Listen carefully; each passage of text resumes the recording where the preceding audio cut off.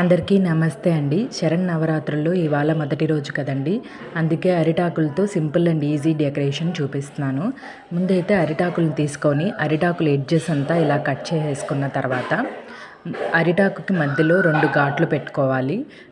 చూపిస్తున్న విధంగా ఇలా ఫోల్డ్ చేసి నేనైతే చీపురు పుల్లలు తీసుకొని చిన్న చిన్న ముక్కలుగా కట్ చేసి బాస్కెట్స్కి పిన్ లాగా పెడుతున్నానండి.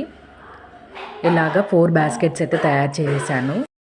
ఇంటి దగ్గరే ఉండే ఈ పూలతో తాళి డెకరేషన్ అయితే చేశానండి. వీటిని అయితే తేనె పువ్వులు అంటారు, మీరేమంటారో కమెంట్ చేయండి.